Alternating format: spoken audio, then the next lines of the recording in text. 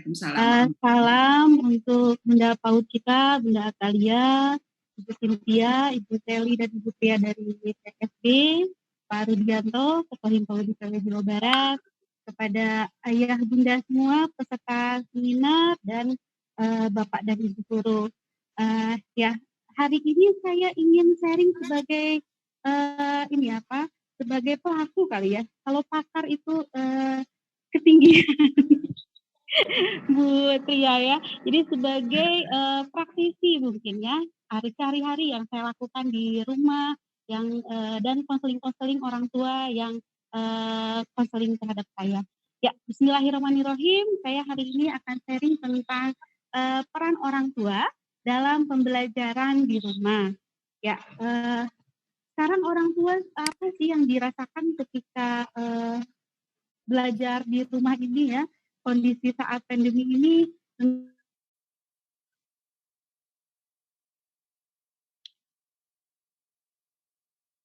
Bu Ana. Jadi tiba-tiba harus jadi guru, tiba-tiba harus jadi ibu sepanjang hari 24 jam, yang mungkin biasanya di sela-sela anak bisa sekolah gitu ya. Nah tentu di sini ada polemik-polemik tertentu dan memang harus ada solusi-solusi dari permasalahan. Apalagi peran dari dalam orang tua ini di dalam pembelajaran di rumah sangat memegang peran penting. Ya, yang pertama untuk konteks anak usia dini mungkin ya, karena di sini kita berbicara tentang belajar anak usia dini. Anak usia dini ini masanya adalah masa bermain. Ya, boleh slide-nya? Slide awalnya. Boleh dibantu slide awalnya, Bu Shelly? Ya, semoga lancar ya slide-nya. Ya, saya sambil menunggu slide. Ya, peran orang tua dalam pembelajaran di rumah. Ya, dunia anak adalah dunia bermain. Iya, betul, Mbak. Next. Ya, dunia anak adalah dunia bermain. Anak bermain sambil belajar. Melalui bermain, anak sangat memperoleh sesuatu hal agar tumbuh kembangnya menjadi optimal. Nah, ketika bermain, anak-anak terstimulasi semua bidang pengembangannya, dari mulai motorik kasar, motorik halusnya, kognitif, bahasa, sosial, dan emosi. Nah, sekarang sedang pandemi, tapi anak-anak tetap harus bermain juga nih ayah bunda nih. Nah, ketika anak usia dini, dia melewati masa pekanya. Ya, mangga next selanjutnya.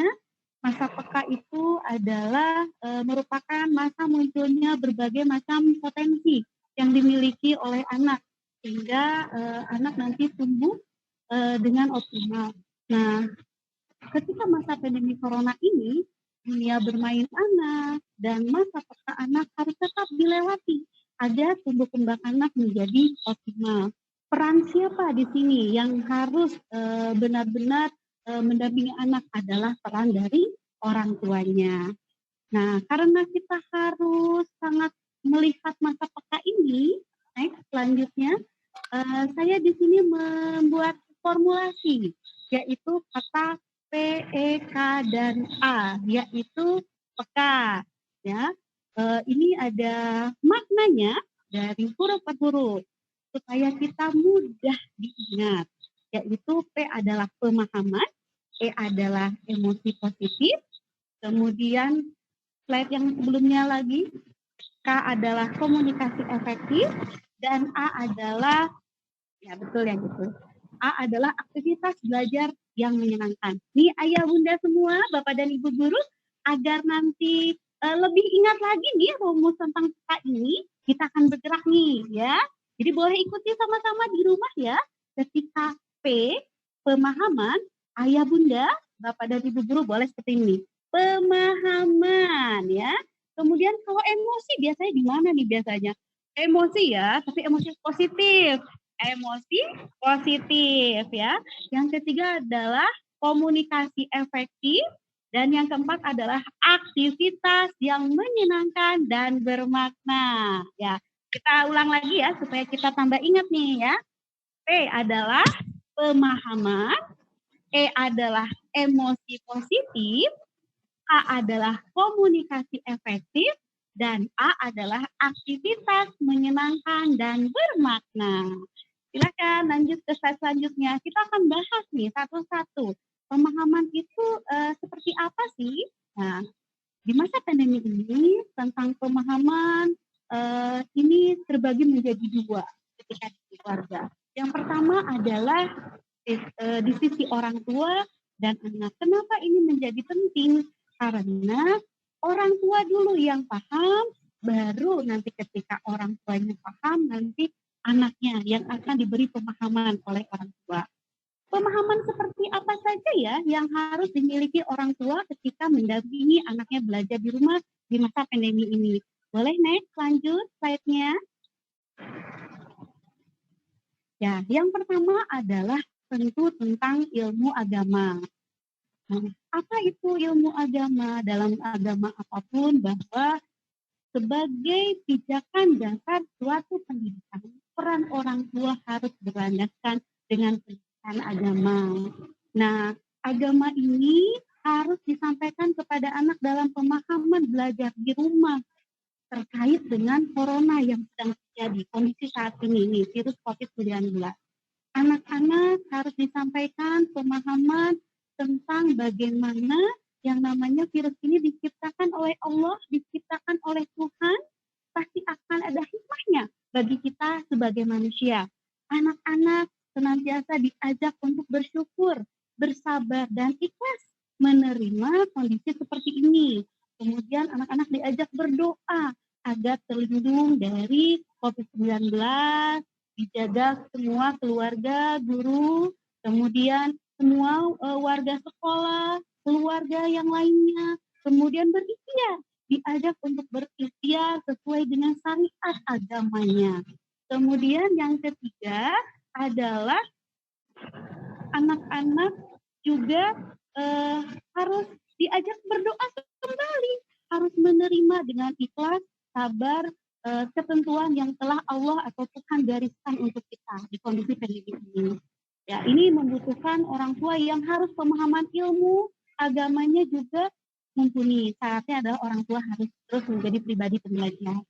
Yang kedua, pemahaman ilmu yang kedua yang harus dimiliki orang tua adalah tentang pengasuhan. Kenapa pengasuhan? Karena pengasuhan itu sangat memegang peran utama ketika kita menghadapi anak. Nah, pengasuhan ini kita harus ingat bahwa anak-anak adalah amanah yang dititipkan kepada kita sebagai orang tua dan akan kelak akan dipertanggungjawabkan. Nah, pengasuhan ini kita sebagai orang tua harus senantiasa mengupdate informasi-informasi pengasuhan yang bisa diaplikasikan di masa pandemi ini. Tentunya yang sesuai dengan agama dan kearifan lokal, budaya, serta keluarga kita. Nah, di dalam pengasuhan ini juga ada yang namanya yang tadi disebutkan nih oleh Pak Rudi adalah ilmu pedagogi. Tentu kita sebagai orang tua tidak terlalu paham, tetapi di masa pandemi ini minimal kita membaca dan mencari tahu seperti apa sih pedagogi atau pendidikan kepada anak itu seperti apa. Karena kita harus tahu tugas perkembangan anak usia kita, misalkan usianya 4 tahun. Berarti minimal kita harus tahu tugas perkembangan anak umur 4 tahun seperti apa. Nih, alhamdulillah melalui TSB saja hari ini kita mendapatkan ilmu bermanfaat dan gratis. Dan kemarin-kemarin juga banyak sekali yang sering sharing terkait pengasuhan, ilmu-ilmu mendidik anak yang bisa diakses orang tua walaupun di rumah saja agar bisa mendampingi anak belajar di rumah. Ya. Kemudian selain itu ilmu yang ketiga yang harus dipahami oleh orang tua ketika pandemi ini adalah terkait ilmu pandeminya itu sendiri, yaitu pengetahuan dasar yang benar terkait COVID-19 ini. Karena kita adalah sumber informasi yang pertama bagi anak di rumah, jadi kita juga harus memilah informasi. Jangan sampai ayah bunda semua nanti membaca hoak-hoak yang mungkin nanti menjadi dasar ilmu bagi anak kita. Ya. Jadi pemahaman dalam penyampaian tentang pandemi ini bisa kita gunakan dengan beberapa teknik. Yang pertama adalah dengan teknik bercerita. Pasti ayah bunda di sini sering bercerita ya pada anak anda di rumah. Nah, ini teknik bercerita ini adalah teknik yang sangat baik dan sangat disenangi oleh anak-anak. Bisa menceritakan tentang positif seperti apa sih yang harus kita lakukan di rumah, mengapa kita belajar di rumah, ini bisa dengan tanya jawab dan bercerita. Saya lihat banyak sekali versi buku-buku yang bagus-bagus yang di-share di medsos ya, ataupun kita search di Google agar bisa digunakan untuk kita dengan anak. Kemudian dengan cara bernyanyi ya. Ini juga pemahaman kepada anak bisa kita sampaikan dengan cara bernyanyi ya. Karena dunia anak adalah dunia bermain, dunia bercerita, dunia bernyanyi, dunia yang menyenangkan. Ayah bunda juga boleh ajak anak-anaknya bermain untuk menstimulasi suasana yang menyenangkan ketika belajar di rumah atau ketika menyampaikan tentang pemahaman tentang COVID-19 ini. Selanjutnya adalah dengan bermain yang bisa dipantik oleh anak dengan permainan yang menyenangkan, bisa menggunakan barang bekas, bisa menggunakan dramatisasi. Nah, itu bisa dilakukan dalam memberikan pemahaman kepada anak. Itu mungkin tentang P, yaitu pemahaman. Selanjutnya adalah E. Boleh slide selanjutnya? E itu adalah emosi positif. Ya, dalam masa pandemi ini kita sebagai orang tua dan anak-anak kita harus memiliki imun yang bagus, ayah bunda. Nah, imun yang bagus itu salah satunya adalah memiliki emosi yang positif. Dan ada satu kata bijak yang saya ambil hari ini, yaitu orang tua yang bahagia banyaknya orang yang bahagia. Nah, kira-kira kita dulu nih yang bahagia agar anak kita bahagia akan memiliki imun yang baik untuk menghadapi COVID-19 ini di rumah dan bisa belajar dengan baik di rumah. Nah, yang namanya emosi tentu sangat luar biasa pada saat pandemi saat ini. Yang kita sama-sama sadari bahwa yang bisa membuat emosi kita tidak stabil sebagai orang tua adalah mungkin yang pertama kondisi kita interaksi sosial yang mungkin terbatas saat ini ya. Ini mungkin mamah muda, ayah bunda nih, bunda-bunda yang biasa arisan, mungkinnya bertemu dengan teman-teman, ikut kajian-kajian. Nah, tiba-tiba sekarang harus di rumah saja. Ini mungkin punya dampak emosi tersendiri nih. Kemudian dampak ekonomi yang mungkin sangat-sangat saya oleh masyarakat sekarang ini kebanyakan. Nah, semua kondisi-kondisi ini tentu membuat emosi kita kurang stabil. Nah, di sini kita harus memiliki kemampuan mengelola emosi yang terjadi pada kita sebagai orang tua menjadi emosi yang positif. Banyak sekali caranya. Kita sebagai muslim bisa banyak berzikir, sholat, ataupun mungkin ada yang memilih dengan yoga, atau mungkin terapi EFT atau SPED yang banyak sekali sekarang diminati melalui kuliah-kuliah online. Nah, ini bisa membantu kita mengelola emosi. Kenapa emosi ini penting? Karena ketika orang tua tidak bisa mengelola emosinya sendiri, ya, bagaimana dengan anak-anak? Nah, jadi kita sebagai orang tua harus bisa mengelola emosi kita menjadi emosi positif agar suasana belajar anak pun nyaman dan tenang. Nah, untuk anak gimana emosi positif? Anak-anak sampaikan tentang emosi yang pernah dia rasakan. Jadi anak-anak itu harus tahu apa sih emosi marah. Oh, nah marah itu adalah coba pegang dadamu ketika kamu terasa tidak enak, nafasmu terengah-engah, itu tandanya kamu marah. Nah, kita kasih solusinya. Apa sih yang kamu harus lakukan ketika kamu marah?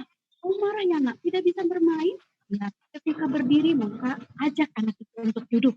Ketika duduk masih marah, masih terasa, kemudian kita ajak untuk berbaring. Ketika masih kita ajak untuk berwudu atau tarik nafas. Mengelola amarahnya dari kecil ini sebuah kemampuan yang harus dimiliki oleh anak dan diberikan oleh orang tua. Tentunya kita harus mengelola diri sendiri ya. Nah, ketika belajar di rumah, ini anak-anak harus keadaan tenang. Nah, otak itu terbagi menjadi 3 bagian. Otak neokorteks, limbik, dan afektif.